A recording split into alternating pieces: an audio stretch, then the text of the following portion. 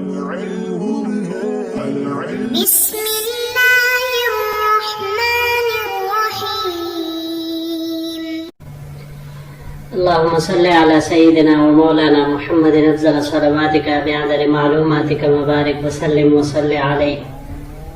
بسم اللہ الرحمن الرحیم. عزیز طلباء کرام، مختارات من ادب العرب سے بحمد اللہ تعالی آج ہمارا 55واں سبق ہے، اور جو مضمون ہم آج شروع کرنے جا رہے ہیں اس کا عنوان ہے القمیص الاحمر، سرخ قمیص. اس عنوان کا اپنا ایک پس منظر ہے جو انشاءاللہ پھر درس کے دوران آ ہی جائے گا. یہاں پر بات کرتے ہیں تھوڑا مصنف رحمہ اللہ کے بارے میں، جو ابن عبد ربہ ہے. پورا نام ان کا ابو عمر احمد ابن محمد ابن عبد ربہ ہے. ان کی پیدائش 246 ہجری میں ہے، اور نسب کے اعتبار سے ان کا خاندان اموی خاندان سے ملتا ہے. اپنے دور کے کبار کاتبین اندلس اور عرب کے مشہور مؤلفین میں ان کا شمار ہوتا ہے. ان کی کئی ساری تصانیف ہے، لیکن اس میں سب سے زیادہ جو مشہور ہوئی یا جس کو سب سے زیادہ شہرت ملی وہ العقد الفرید ہے، جس سے یہی ہمارا جو مضمون ہے القمیص الاحمر یہ اسی سے لیا گیا ہے، اسی سے ماخوذ ہے. اس کے علاوہ ایک اور الجلیلۃ الممتعہ، یہ بھی ان کی ایک مایہ ناز تصنیف ہے جس میں انہوں نے بہت سارے علوم کو جمع کیا ہے. ان کا انتقال 328 ہجری میں ہوا ہے. تو بڑھتے ہیں اپنے سبق کی طرف. بینما المنصور فی الطواف بالبیت لیلا اذ سمع قائلا. منصور یہ واقعہ جس کے متعلق ہے، اس کے بارے میں تھوڑا سا جاننا ضروری ہے تاکہ یہ واقعہ ہمارے سمجھ میں آ جائے اور یہ مضمون ہماری سمجھ میں آ جائے. ان کا پورا نام ابو جعفر منصور عبداللہ ابن محمد ابن علی ابن عبداللہ ابن عباس رضی اللہ تعالی عنہما ہے، اور پیدائش ان کی ذی الحجہ 95 ہجری کی ہے. ان کی والدہ کا نام ام سلامہ تھا، جو کہ ایک بربریہ کنیز تھی، یعنی یہ ایک بربریہ کنیز کی بطن سے پیدا ہوئے تھے. انہوں نے شاہی آداب اور اچھی خاصی تعلیم حاصل کی تھی، جس کی وجہ سے پھر یہ اپنے بھائی کے ولی عہد بنے 137 ہجری میں. انہوں نے باقاعدہ ولی عہد بن کر اپنی حکومت کا آغاز کیا، اور اپنی حکومت اور خلافت کا جو آغاز منصور نے کیا تھا تو وہ امت مسلمہ کے ایک عظیم شخصیت ابو مسلم خراسانی رحمت اللہ علیہ کے قتل سے کیا تھا. تو اسی سے اندازہ لگایا جا سکتا ہے کہ ان کا دور اقتدار وہ کیسا رہا ہوگا. ظلم میں یہ بہت زیادہ مشہور تھے. ان کی امویوں سے دشمنی حد درجہ زیادہ تھی، لیکن اس کے باوجود بھی ان کے زمانہ خلافت میں عبد الرحمن ابن معاویہ ابن ہشام ابن عبد الملک ابن مروان اموی ان کو اندلس کا حاکم بنایا تھا. امارت ان کے حوالے کی تھی، اور انہوں نے منصور کے مرتے دم تک وہاں پر ایک مثالی حکومت قائم کر رکھی تھی. ان کے ایک دوست تھے جن کا نام عبد الرحمن ابن زیاد ابن انعم افریقی ہے، جن کے بارے میں مشہور یہ ہے کہ وہ ایک انگوٹھی پہنتے تھے جس پر یہ لکھا ہوا تھا اتق اللہ، اللہ سے ڈرو.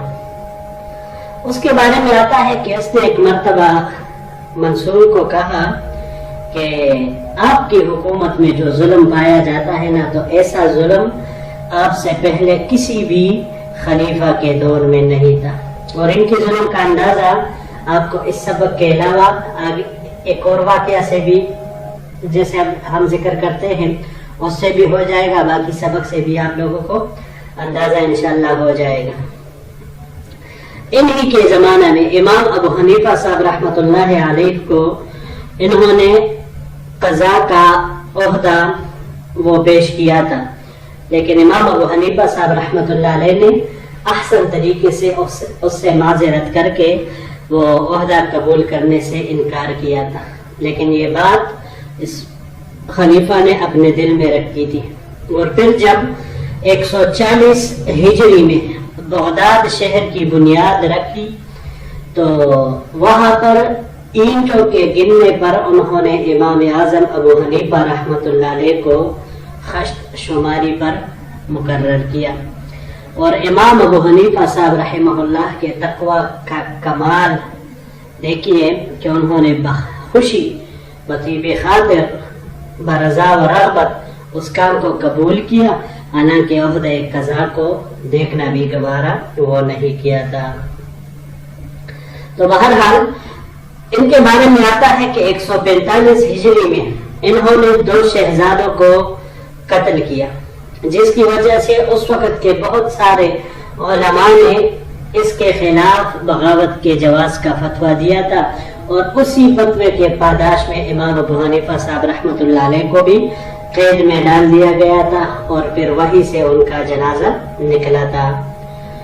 یہ جو 158 ہجری میں اس نے ارادہ کیا حج کے لیے کہ میں مکہ مکرمہ جا کر حج کروں، تو لوگ یہ سمجھ گئے کہ مکہ حج پر جانے کے علاوہ یہ وہاں کے جو بڑے بڑے علماء جیسے سفیان ثوری اور عباد بن کثیر رحمہم اللہ تھے، ان کو یہ قتل کرنا چاہتا تھا۔ تو حالانکہ یہ بات تھی بھی صحیح، کیونکہ یہ یہاں سے روانہ ہونے سے پہلے ہی ان کے گرفتار کرنے کا حکم وہ دے چکا تھا۔ تو اب یہ جیسے ہی یہ نکلا اپنے حج کے سفر پر، تو کسی مظلوم کی آہ وہ آسمانوں تک پہنچ چکی تھی، اور جیجون تک پہنچا ہی تھا کہ اپنی سواری سے گرا، اور اسی جگہ پر ہی اس کا انتقال ہو گیا، اور اسی جگہ پر ہی گمنامی کے حالت میں اس کو وہیں پر کہیں دفن کر دیا گیا۔ 158 ہجری میں پھر اس کی موت واقع ہوئی ہے۔ تو یہ یہاں پر اسی منصور کے متعلق ذکر کر رہے ہیں۔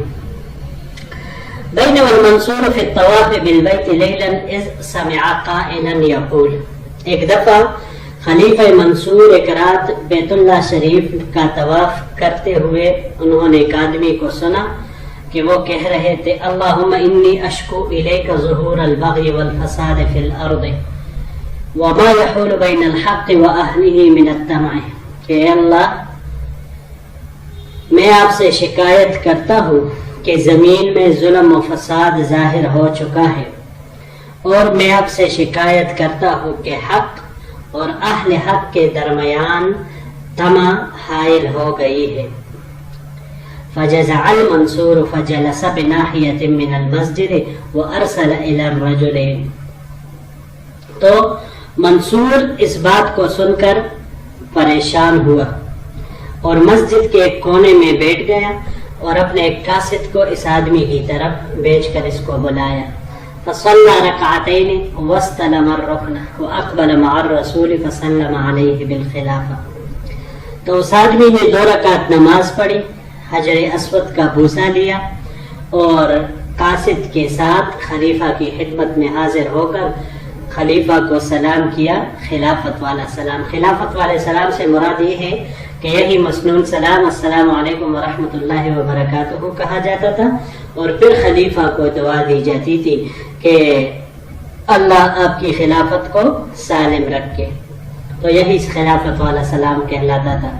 فقال المنصور، تو منصور نے کہا ما الذی سمعتک تذکر من ظہور الفساد والبغی فی الارض، کہ زمین میں ظلم و فساد سے کون سی شے مراد ہے کہ جس کا تم ذکر کر رہے تھے، اور یہ بات میں نے آپ سے سنی۔ وَمَا الَّذِي يَحُولُ بَيْنَ الْحَقِّ وَأَهْلَهُ مِنَ الطَّمَعِ، اور جو حق اور اہل حق کے درمیان حائل ہو گئی ہے اس طمع سے کیا مراد ہے؟ فواللہ، یہ اگلے سلائیڈ کے ساتھ ہم جوڑیں گے، فواللہ لقد، اگلے سلائیڈ کو انشاءاللہ پھر اس کے ساتھ ملائیں گے۔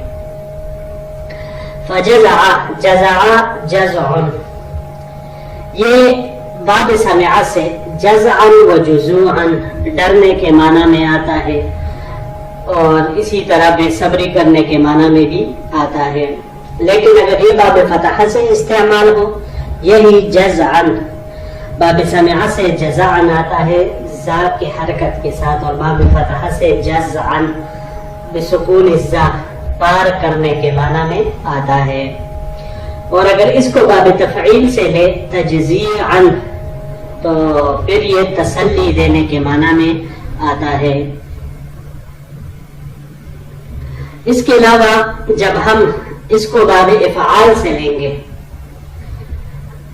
اجزاعا، اجزاعا مصدر اس کا آئے گا گھیرا ڈالنے کے معنی میں، اور باب افتعال سے اجتزاعا توڑنے کے معنی میں یہ آئے گا۔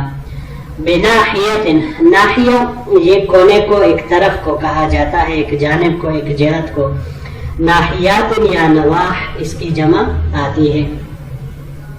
واستلم، استلم سلمہ سے ہے، یہ باب استفعال سے یہاں پر استعمال ہوا ہے استلامن۔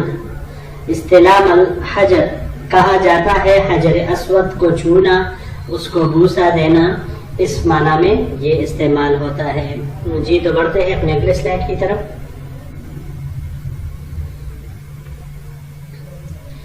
فواللہ لقد حشوت مسامعی ما امرزنی، اللہ کی قسم تم نے میرے کانوں کو ایک ایسی خبر سے بھر دیا ہے جس نے مجھے مریض بنا دیا ہے۔ فقال ان امنتنی یا امیر المؤمنین اعلمتک بالامور من اصولها، اس نے جواباً کہا کہ اے امیر المؤمنین، اگر جان کی امان دے تو میں تمام امور کے بارے میں آپ کو بتا دیتا ہوں۔ وَإِلَّا احْتَجَزْتُ مِنْكَ وَاقْتَصَرْتُ عَلَى نَفْسِي فَلِيَ فِيهَا شَاغِلٌ، ورنہ میں آپ سے باز رہتا ہوں، ورنہ پھر میں آپ کو نہیں بتلاتا اور اپنے نفس پر اکتفا کرتا ہوں، یعنی بس یہ بات میں اپنے تک ہی رکھوں گا۔ فَلِيَ فِيهَا شَاغِلٌ، کیونکہ میرے لیے یہ بھی ایک مشغولیت ہے، کم از کم زندہ تو رہوں گا۔ قال، خلیفہ نے کہا فأنت آمن علی نفسک، کہ تم محفوظ ہو، فقل جو کہنا چاہتے ہو کہو۔ فقال، تو اس نے کہا یا امیر المؤمنین، ان الذی دخلہ الطمع وحال بینہ وبین ما ظہر فی الارض من الفساد والبغی لانت، اس نے کہا اے امیر المؤمنین، جس کے اندر طمع داخل ہو چکی ہے اور جو زمین میں حق اور ظلم و فساد کے ظاہر ہونے کے درمیان حائل ہو چکا ہے، وہ آپ ہی ہے، لعنت، وہ آپ ہی ہے۔ فقال فکیف ذالک ویحک یدخلنی الطمع والصفراء والبیضاء فی قبضتی والحلو والحامض عندی، منصور نے حیرت زدہ ہو کر پوچھا کہ یہ کیسے، تیرا ستیاناس ہوں، ہر چیز میں یعنی میرے اندر طمع کیسے آ سکتی ہے؟ والصفراء والبیضاء فی قبضتی، حالانکہ سونا چاندی میرے قبضے میں ہے، والحلو والحامض عندی، اور کھٹا میٹھا میرے پاس ہے، مطلب ہر چیز کا میں مالک ہوں۔ یہ ایک طرح سے محاورتاً کہا جاتا تھا کہ جب ہر چیز کا سفید سیاہ کا میں مالک ہوں، خزانے میرے پاس ہے، سونا چاندی میرے پاس ہے، تو پھر میرے دل میں مزید ان چیزوں کی لالچ وغیرہ کیسے آئے گی؟ تو یہ انہوں نے اس بارے میں پوچھا۔ یہاں پر یہ چند الفاظ ہے جی۔ حشوتا پہلا حشو سے ہے، یہ باب نصارہ سے حشون مصدر اس کا آتا ہے برنے کے معنی میں، اور اگر اس کو باب افتعال سے لیا جائے احتشاءً آسودہ ہونے کے معنی میں یہ آتا ہے۔ اس کے علاوہ محاشاتن باب مفاعل سے کسی کو توڑی چیز دینے کے معنی میں آتا ہے. امنتنی امن سے باب سمع سے امنن مطمئن ہونے کے معنی میں یہ آتا ہے. لیکن اگر اس کا مصدر امانتن ہو تو پھر یہ باب کرومہ سے ہوگا. امانتن مصدر باب کرومہ سے آئے گا امانت دار ہونے کے معنی میں.